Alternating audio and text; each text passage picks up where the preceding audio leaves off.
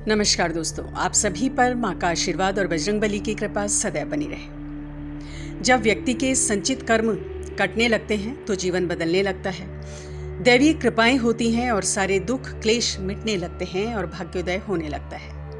और जब ऐसा होता है तो बहुत से बदलाव जीवन में घटित होते हैं और बहुत से लक्षण संकेत भाग्योदय के प्राप्त होने लगते हैं। और बदलाव प्रकृति का नियम भी है, जहाँ दुख है तो सुख भी है।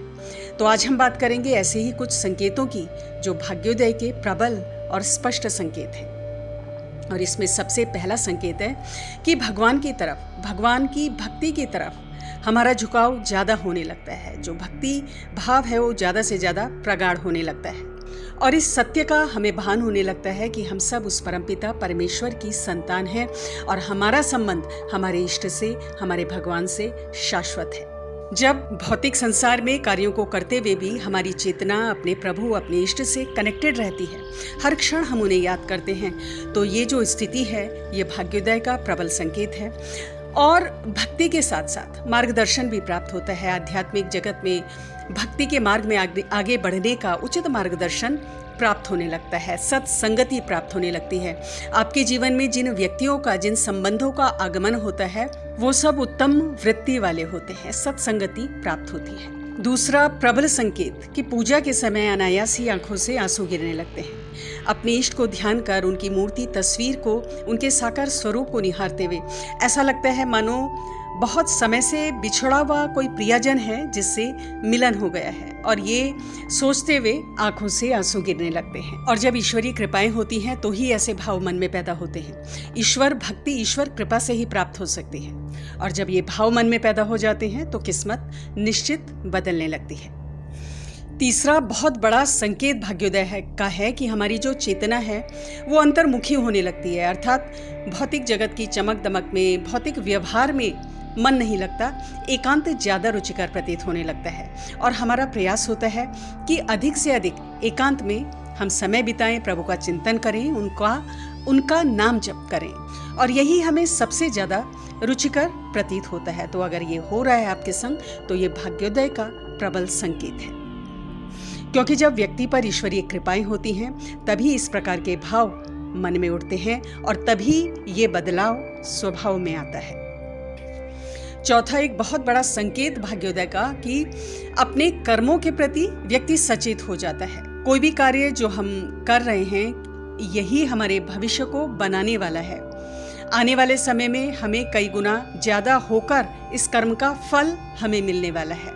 तो इस प्रकार के भाव जब व्यक्ति के मन में पैदा होने लगते हैं, इस सत्य का भान उसे होने लगता है, तो ये भी भाग्योदय का प्रबल संकेत है, क्योंकि हमारे आज के अच्छे कर्म ही हमारे भविष्य की, सुखद भविष्य की नींव होते हैं।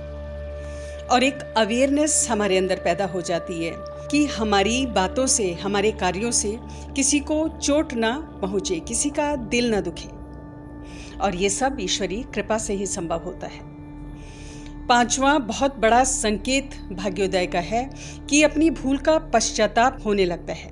जीवन में कोई भी भूल जाने अनजाने हो गई है और उसका पश्चाताप यदि हो रहा है, ऐसा लगता है कि ये मेरे हाथों से कुछ गलत हुआ है, और इस प्रकार सोचते हुए आंखों से आंसू निकलते हैं। और पूजा करते समय अपने इष्ट के सामने जब प्रार्थना करते हैं तो भी आंखों से पश्चाताप के आंसू निकलते हैं, तो भी ये भाग्योदय का प्रबल संकेत है। क्योंकि जब प्रायश्चित हम अपनी किसी भी भूल का करते हैं तो उस भूल से उत्पन्न जो दुष्प्रभाव है वो शांत होता है, वो समाप्त होता है। भगवान से जब हम क्षमा प्रार्थना करते हैं तो पाप कर्म कटने लगते हैं और भाग्य प्रबल होने लगता है। छठवां संकेत भाग्योदय का है कि सेवा का भाव अंदर पैदा होने लगता है और एक दान देने की प्रवृत्ति, ये दोनों चीजें, दोनों प्रवृत्तियां अंदर पैदा होने लगती हैं। सेवा का भाव इस प्रकार से कि समस्त प्राणियों के लिए दया मन में पैदा होती है।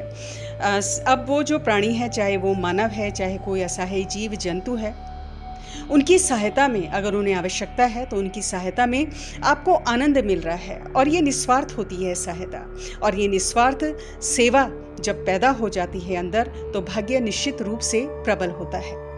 और जो सबसे बड़ा पुण्य अगर है, जो शास्त्रों में भी बताया गया है, दान करना। हर पूजा से, हर पाठ से कई कई गुना ज्यादा फल अगर किसी चीज़ से संभव है तो वो दान है। तो अपने हाथों से दान पुण्य ज़्यादा होने लगता है। और ये होता है कि कोई रूटीन किसी व्यक्ति का बन जाता है कि कोई साधु व्यक्ति या कोई भी व्यक्ति आपके दर पर, आपके दरवाजे पर आता है और आपसे सहायता मांगता है। कोई साधु आता है, उसको आप भिक्षा देते हैं, उसको आप कुछ ना कुछ दान करते हैं सुबह सुबह या दिन में किसी भी समय। तो ये पुण्य कार्य आपके हाथों से होने लगते हैं। और ये जो हो रहा है आपके हाथों से, जो दान पुण्य हो रहा है, ये ईश्वर की इच्छा से होता है, क्योंकि आपके इष्ट, आपके प्रभु चाहते हैं कि आप अच्छा पुण्य कार्य अपने हाथों से करें और फलस्वरूप आपका जो भाग्य है वो प्रबल होता है। इसके अलावा कुछ और संकेत भी होते हैं, जैसे स्वप्न में भगवान को देखना, देव दर्शन, मंदिरों के दर्शन, ऊंचे पहाड़ देखना, हरियाली देखना, दूध से भरा बर्तन देखना। तो ये जो शुभ स्वप्न आते हैं देवी देवताओं के या शुभ संकेतों के जो स्वप्न में दर्शन होते हैं, तो ये भाग्योदय का प्रबल संकेत होता है। और अगर ये सारे संकेत आपके संग घट रहे हैं या इनमें से कोई भी संकेत, कुछ संकेत आपके जीवन में घटित हो रहे हैं, तो बहुत ही सौभाग्यशाली और मंगलकारी समय आपके लिए आने वाला है। क्योंकि ये जितने भी संकेत मैंने बताए हैं, ये बिना ईश्वरीय कृपा के संभव नहीं है, अर्थात ईश्वरीय कृपा यहाँ पर बरस रही है। तो आज की वीडियो में इतना ही। अगली वीडियो में बहुत जल्द मिलती हूँ। तब तक के लिए अपना ध्यान रखें, स्वस्थ रहें, खुश रहें, मस्त रहें। जय माता दी, जय बजरंग बली।